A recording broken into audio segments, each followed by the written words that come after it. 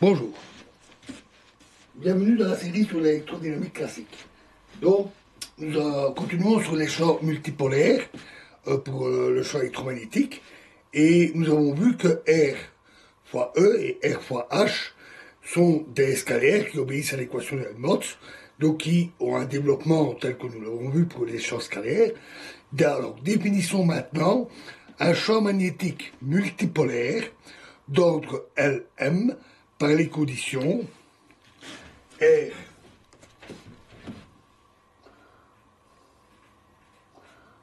fois H Lm M, le grand M pour indiquer qu'il s'agit du champ multipolaire magnétique, est égal à L fois L plus 1 sur K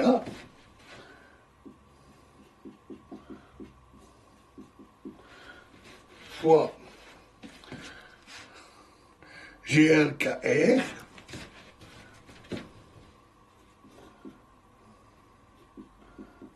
fois YLM θ phi.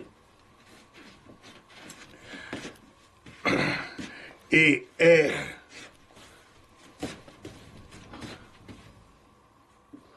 E LM M égale 0.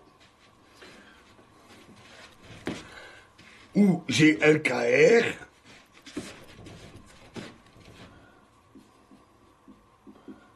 est égal à AL 1 H L1 KR 10 plus AL2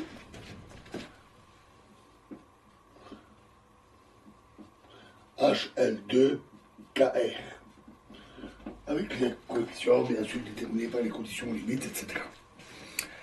Alors l'intérêt du facteur L fois L plus 1 sur K apparaîtra plus tard. L'équation au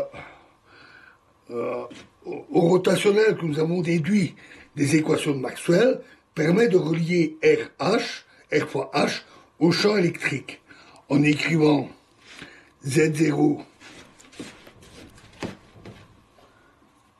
K R H est égal à 1 sur I fois R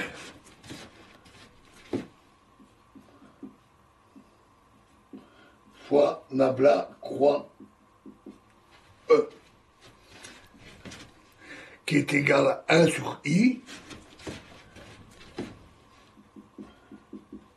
nabla croix R fois E égale à L fois E, où L est l'opérateur moment cinétique que nous avons vu.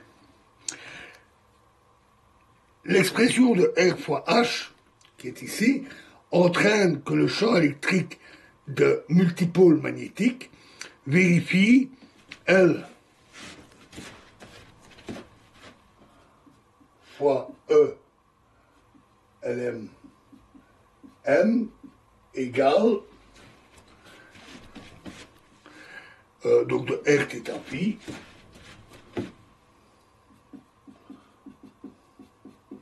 égale à L fois L plus 1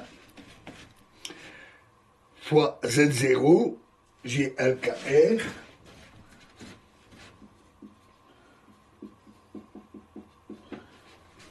fois YLM θ phi. Et bien sûr, toujours LM égale 0.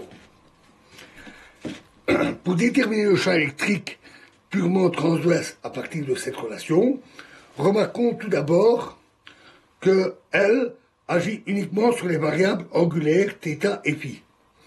Cela signifie que la dépendance radiale de ELM M est donnée par GLKR.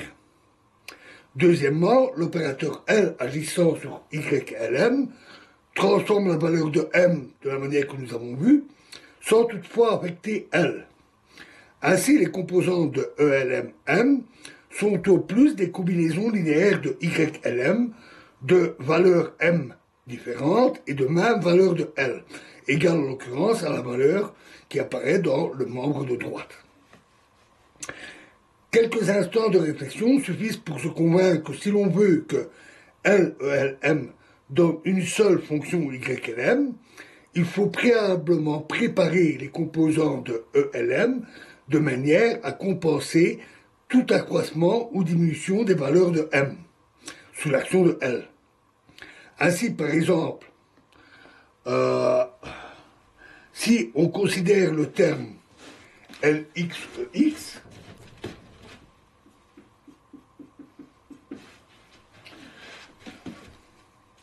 il faut que EX soit proportionnel à LX, proportionnel à LX, YLM. Cela signifie que le champ électrique s'écrit ELMM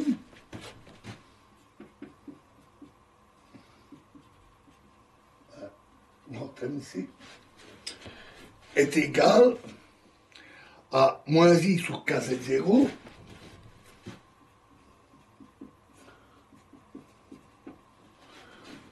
fois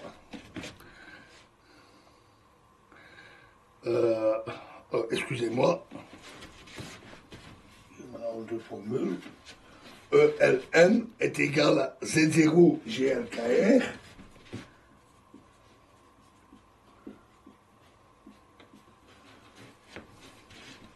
fois L YLM θ pi.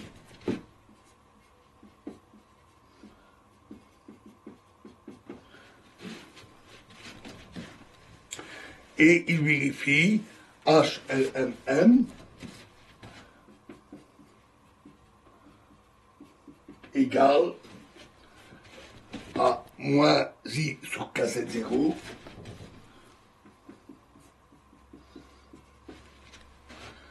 fois nabla croix ELMM.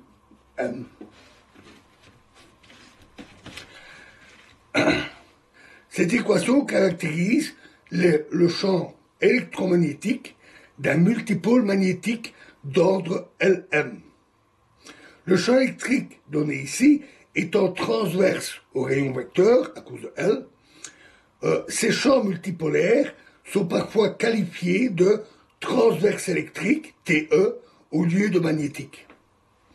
Voilà, et nous verrons la suite dans la prochaine vidéo où nous parlerons des ondes multipolaires électriques. Je vous remercie.